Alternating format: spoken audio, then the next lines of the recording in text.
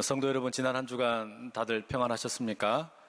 4월의 두 번째 주일이자 종료주일 예배의 자리에 나오신 여러분 모두 환영하고 축복합니다. 오늘은 누가 버림받았는가, 이런 제목의 말씀 함께 나누겠습니다. 질문을 먼저 하나 드리죠. 만약 여러분이 대통령으로부터 대통령의 자제 결혼식에 초청을 받게 되셨다면 여러분 참석하시겠어요? 안 하시겠어요? 상식적으로 생각을 했을 때 이런 초청을 거절한다라는 건 쉽지 않은 일이죠. 아마 안 불러줘서 못 가지 불러주기만 하면야 잽싸게 달려갈 겁니다. 그런데 오늘 우리가 함께 읽은 성경 말씀은 그렇지가 않습니다. 예수님께서 들려주신 비유의 말씀인데 이 내용이 상당히 괴팍하고 이상합니다. 어떤 임금이 자기 아들의 결혼 예식, 혼인잔치를 준비한 채 많은 사람들에게 초청장을 보냈습니다. 그리고 당일 근처가 되었을 때 이제 초청받은 사람들에게 오십시오라고 안내를 했더니 임금이 초청을 했는데 거절을 하는 겁니다. 임금이 초청했는데 가지 않으니까 본문에 기록이 안 되어 있지만 임금의 기분이 어떻겠어요? 아마 굉장히 화가 많이 났을 겁니다. 하지만 그 화를 참고 임금이 이제 다시 종들을 보내서 그러지 마시고 오십시오라고 재차 초청을 했습니다. 그랬더니 바로 그런 초청장에 내용을 이렇게 적어 보낸 거예요. 4절 말씀인데요. 내가 옷잔을 준비하되 나의 소와 살찐 짐승을 잡고 모든 것을 갖추었으니 혼인잔치에 오소서. 아주 정중하게 두 번째 초청을 한 것이죠. 근데 문제는 이 초청받은 사람들의 반응이 첫 번째와 별반 다르지 않을 뿐만 아니라 오히려 더 괴팍해졌습니다.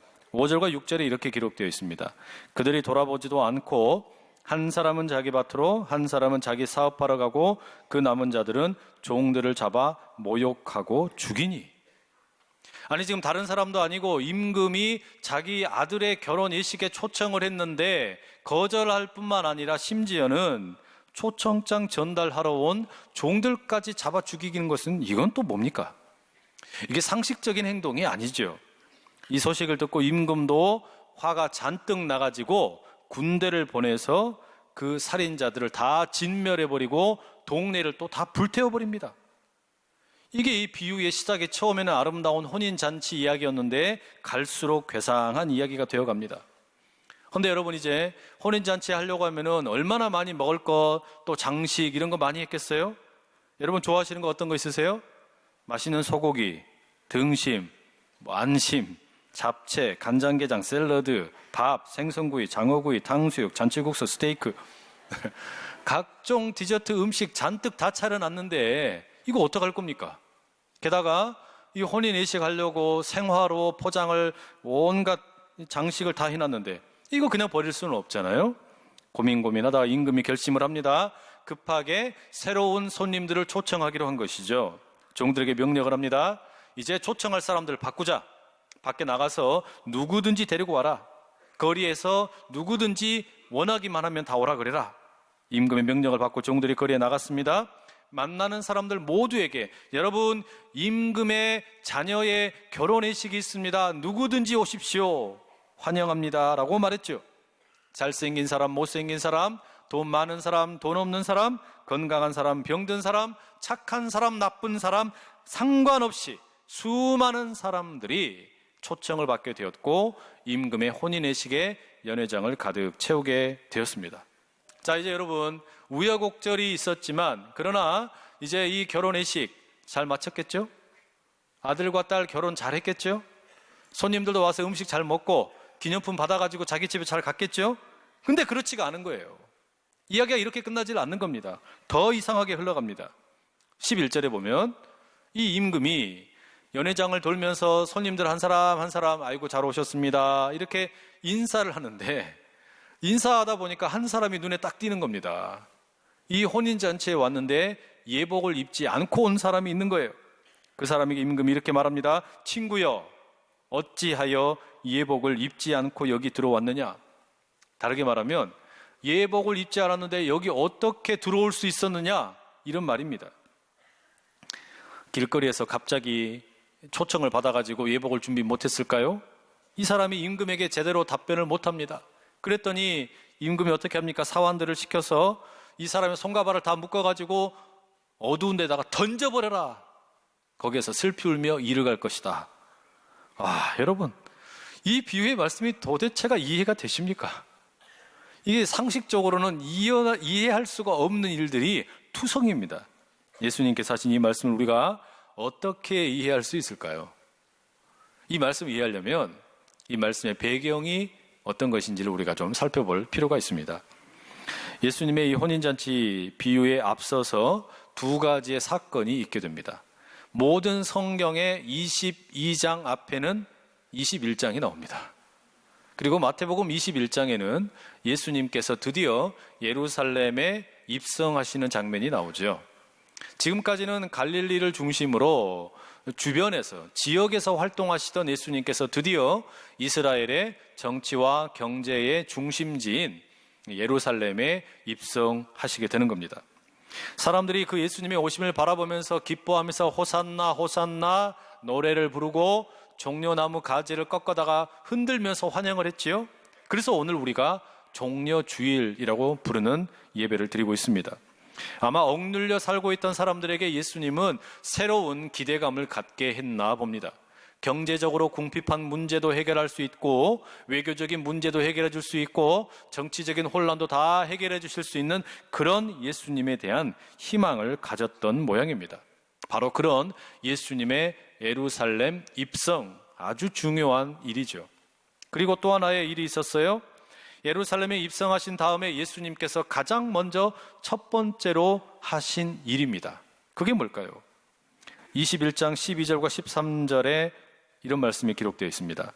예수께서 성전에 들어가사 성전 안에서 매매하는 모든 사람들을 내쫓으시며 돈 바꾸는 사람들의 상과 비둘기 파는 사람들의 의자를 둘러엎으시고 그들에게 이르시되 기록된 바 내 집은 기도하는 집이라 일컬음을 받으리라 하였거늘 너희는 강도의 소굴을 만드는도다 하시니라. 예수님께서 예루살렘에 들어가셔서 가장 먼저 하신 일이 뭐라고요? 성전을 정화하신 일입니다. 예수님께서는 구약 성경의 이사야와 예레미야의 말씀을 인용하시면서 이 일을 행하셨습니다. 하나님의 집인 성전은 기도하는 곳인데 어떻게 이곳을 장사하는 사람들의 강도의 소굴로 만들었느냐? 화를 버럭 내시면서 그 장사꾼들을 다 내쫓으신 거예요. 얼마든지 하실 수 있는 행동처럼 보입니다. 그런데 여러분, 예수님께서 지금 이 성전에서 이렇게 장사하던 사람들 다 몰아내신 이 사건은 경우에 따라서는 상당한 오해를 살 수 있는 일입니다. 왜 그런 거 아니? 이스라엘의 역사를 보게 되면 예루살렘 성전, 이 성전에 대하여 어떤 일을 행하는 것은 아무나 할 수 있는 일이 아니었어요. 심지어 대제사장도 성전에 대해서는 어떤 일을 함부로 하지 못했습니다. 성전에 대해서 무슨 일을 한다라는 거, 그 누가 할 수 있는 일이었을까요? 힌트를 드리자면 이렇습니다. 성전을 계획한 사람은 다윗이었습니다. 그리고 성전을 실제로 건축한 사람은 솔로몬이었습니다. 그게 제1성전입니다. 망가진 성전을 정화한 사람은 히스기야와 요시야였습니다. 그리고 바벨론의 포로로 잡혀갔다가 돌아온 후에 무너진 예루살렘의 성전을 재건한 사람은 스룹바벨이었습니다. 그게 제2성전이었습니다. 예수님보다 약 200년 정도 앞서서 성전을 다시 정화한 사람이 있었는데 유다 마카비우스라는 사람이었습니다. 그리고 예수님 당시에는 유대인들에게 환심을 사기 위해서 헤롯 대왕이 성전을 개축하고 있는 중이었습니다. 이게 제3성전입니다. 여러분 짐작이 되십니까? 성전을 지으려고 계획을 한다든지 무너진 성전을 재건한다든지 성전의 제도와 어떤 시스템을 바꾼다든지 정화한다든지 이런 일은 오로지 누구만 할 수 있는 일이에요? 왕만 할 수 있다라는 말입니다. 왕만 성전을 짓든지 깨부시든지 새로 짓든지 제도를 바꾸든지 할 수 있다라는 말입니다. 그런데 갈릴리 출신으로 이름도 알려지지 않았던 한 젊은 사내 예수라는 사람이 예루살렘 들어오자마자 그 성전에 대하여 정화하겠다고 나서는 겁니다. 이게 무슨 이야기예요? 예수님은 스스로를 왕으로 이해하고 계셨고 왕이라고 생각을 하셨고 이제 그것을 온 세상 사람들에게, 예루살렘에 살고 있던 사람들에게 드러내고 계신다라는 말입니다. 더욱이 예수님께서는 지금 이 성전에 대하여 정화를 하시는데 이전에 왕들이 했던 것과는 완전히 다른 차원에서 이 일을 하고 계십니다. 지난 왕들은 예루살렘에 위치하고 있는 그 지상의 성전을 새로 짓거나 무너진 성전을 재건하거나 아니면 오염된 성전을 정화하거나 여러 가지 그런 방식으로 일을 했지만 예수님께서는 강도의 소굴이 되어버린 예루살렘의 성전은 이제 기능을 다 했다. 이제 이 예루살렘 성전의 유통기한은 끝났다. 이제 그것은 폐기 처분해야 된다고 말씀을 하시면서 옛 성전인 예루살렘의 건물이 중요한 것이 아니라 새로운 성전이 지어져야 된다. 그 말씀을 하십니다. 여러분, 우리가 종려주일과 고난주간을 보내고 그리고 부활주일로 이르게 되는 이 기간 동안에 깨닫게 되는 것이 바로 이 사실입니다. 예수님께서는 몸소 이 땅에 존재하고 있던 건물이라는 그 성전을 다 허물어버리겠다고 말씀하시고 새로운 성전이 친히 본인이 성전이 되시겠다고 선포하시는 겁니다. 그게 예수님께서 예루살렘 성전을 정화하심으로 보여주신 메시지입니다. 이런 예수님의 행동 때문에 어떤 사람들은 환영했지만 동시에 많은 권력자들은 예수님에 대하여 비판을 하고 따져 들었습니다. 감히 성전의 권위가 얼마나 중요하고 위대한 것인데 새파랗게 젊은 촌뜨기가 저런 짓을 하느냐? 그 권위의 출처가 궁금했기 때문에 예수님에게 질문을 던지죠. 마태복음 21장 23절 이런 말씀이 나옵니다. 예수께서 성전에 들어가 가르치실새 대제사장들과 백성의 장로들이 나와 이르되 네가 무슨 권위로 이런 일을 하느냐? 또 누가 이 권위를 주었느냐? 바로 그 질문을 받고 이제 예수님께서 답변을 하시는데 그 답변이 두 가지 비유로 나옵니다. 하나는 포도원 농부의 비유이고 또 하나가 함께 읽은 혼인잔치의 비유입니다. 그러니 오늘 우리가 함께 읽은 이 혼인잔치의 비유를 잘 이해하려면 예수님께서 지금 예루살렘에 입성하셨다. 그리고 예루살렘에 오시자마자 가장 먼저 하신 일이 성전을 정화하신 일이다. 이걸 이해를 해야 되는 겁니다. 성전은 본래 하나님께서 사람들을 만나기 위하여 만들어 놓으신 공간인데 하나님께서 사람들과 만나겠다고 언약을 맺으신 공간인데 바로 그 눈에 보이는 이 땅의 성전이 아니라 새로운 길을 만드시겠다고 지금 예수님이 선포하신 거란 말이죠. 예수님께서는 성전에서 공간에서 하늘과 땅이 만나게 되는 그런 일을 하시겠다는 게 아니라 새로운 길, 하나님을 만나는 새로운 길을 제시하시겠다라는 것입니다. 자, 그럼 여러분, 이제 예수님께서 예루살렘에 들어오신 이유, 그리고 성전을 정화하신 이유, 십자가의 길을 걸어가신 이유를 우리가 분명하게 알았습니다.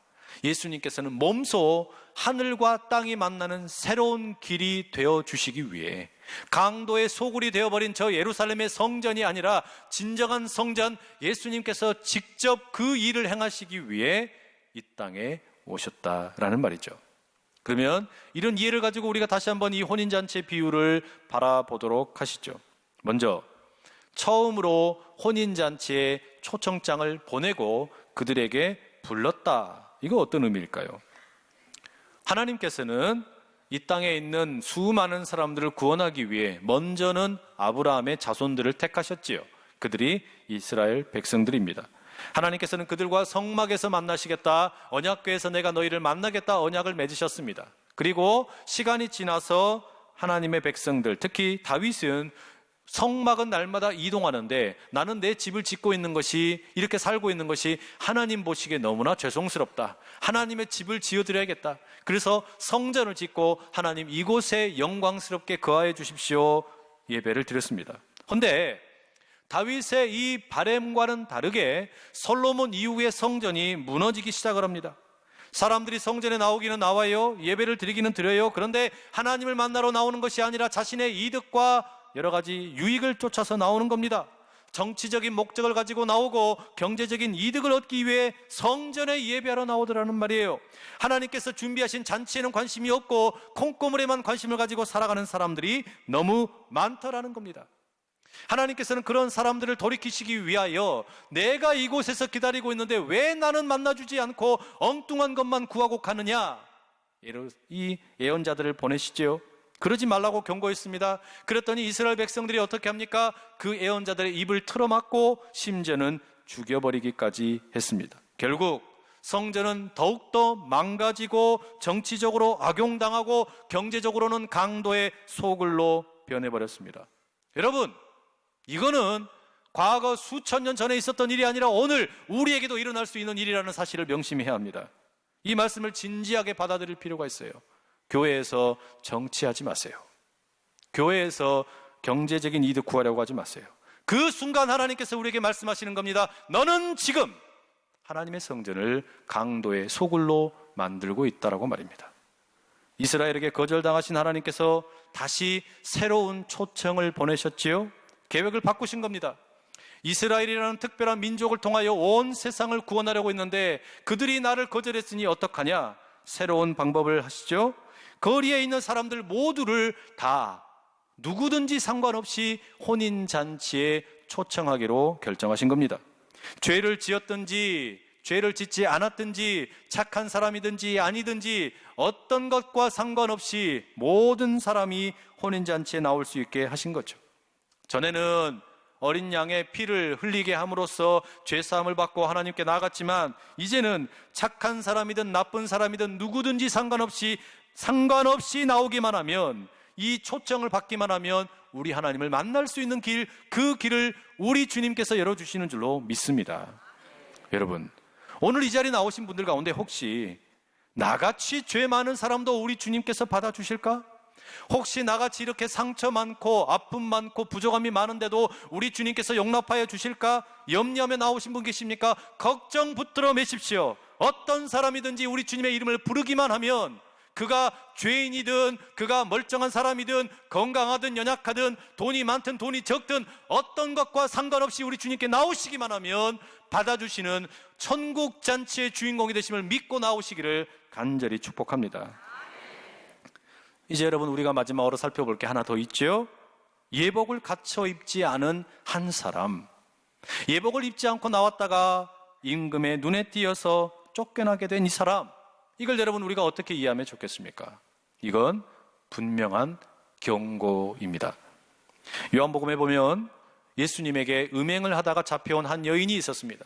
그 여인에게 예수님께서 이렇게 말씀하셨죠. 나도 너를 정죄하지 아니하노니, 내가 너를 정죄하지 않겠다, 이렇게 말씀하셨습니다. 우리가 정말로 듣고 싶은 말씀이죠. 이 자리에 나왔을 때 우리 주님이 우리에게 말씀하십니다. 나도 너를 정죄하지 아니하노라. 너의 모습이 어떠했든지 간에 내가 너를 정죄하거나 판단하거나 너에 대하여 내가 비난하지 않는다. 그 음행하다가 잡혀온 여인을 향하여 우리 주님 말씀하셨어요. 그런데 이어지는 말씀이 있습니다. 우리가 별로 듣고 싶지 않은 말씀이에요. 이렇게 말씀하셨습니다. 가서 다시는 죄를 범하지 말라. 예수님 말씀에는 분명히 두 가지가 함께 들어있습니다. 음행을 하고 잡혀온 그 여인을 향하여 내가 너를 정죄하지 않는다, 그러나 다시는 죄를 범하지 말라. 여러분, 앞에 것만 우리가 즐겨 듣고 싶어하고 뒤에 말씀을 들으려고 하지 않으면 안 됩니다. 그래서 오늘 본문 14절 끝날 때 이렇게 되어 있죠. 청함을 받은 자는 많되 택함을 입은 자는 적으니라. 무슨 말입니까? 교회는 청함을 받은 사람들, 초청장을 받은 사람들의 무리가 아니라 택함 받은 사람들이 모여 있는 곳이라는 말입니다. 그래서 교회를 가리키는 헬라어가 에클레시아라고 합니다. 에클레시아, 이 말은 부름받은 사람들의 모임, 청함을 받은 사람들, 클레토이라는 말에서 나온 것이 아니라 택함 받은 사람들, 에클레크토이라는 말에서 나온 말이에요. 그러니 교회는 초청장 받은 것으로 끝나버린 사람들의 모임이 아니라 초청장을 받아들고 누구든지 나오라고 해서 용서를 받았는데 이제 내가 다시는 죄를 짓지 않겠다 결단하는 바로 그런 아름다운 예복을 입은 사람들, 바로 그런 사람들의 모임이 진정한 교회인 줄로 믿습니다. 바로 이 은혜를 우리가 누려야 되는 거예요.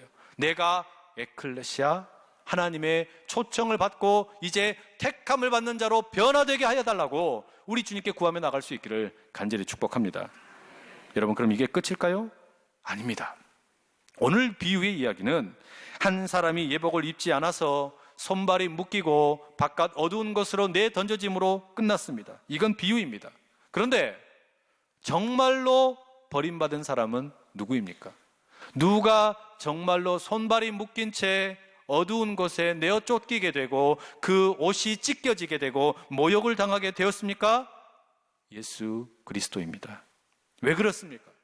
우리 스스로가 하나님을 만나야 할 이 지상의 성전을 강도의 소굴로 만들어버렸더니 우리 주님께서 진정으로 하나님과 사람들이 만날 수 있는 새로운 길을 만드시기 위하여, 새로운 성전이 되시기 위하여 자기 자신이 그 한 사람 예복을 입지 않은 사람이 되어서 스스로 손과 발이 묶이시고 내어 던져지심으로 인해 우리를 살리기 원하셨다라는 말이죠. 우리 주님께서 스스로 예복을 벗어 던지심으로 인하여 마땅히 스스로 그 천국잔치의 하나님 아버지의 아들로서 혼인잔치의 주인공이 되셔야 됨에도 불구하고 그 주님께서 예복을 벗어 던지고 나를 묶어라, 나를 내어 던져라, 그리고 내가 던져지고 내가 십자가의 죽음으로 인하여 너희들이 살아나라, 우리 주님이 이 자리로 우리를 그렇게 부르셨다라는 말입니다. 여러분, 결국 누가 버림을 받았습니까?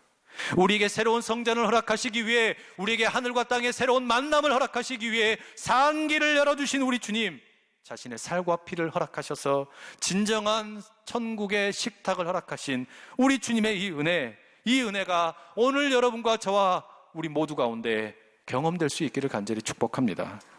이사야는 이렇게 말하지요. 그가 찔림은 우리의 허물 때문이요 그가 상함은 우리의 죄악 때문이라. 그가 징계를 받음으로 우리는 평화를 누리고 그가 채찍에 맞음으로 우리는 나음을 받았도다. 여러분, 혼인잔치의 주인공인 신랑이 예복을 벗어던지고 자기의 손과 발이 묶여진 채 어둡고 더러운 곳 십자가에 못 박혔습니다. 그 십자가에 못 박힘으로 인해 우리는 천국 혼인잔치 그 신랑의 살과 피를 마심으로 진정한 하나님의 자녀가 될 수 있게 되었어요. 오늘 이 은혜, 그 성찬의 자리 가운데 우리가 함께하는 놀라운 은혜가 있기를 간절히 축복합니다.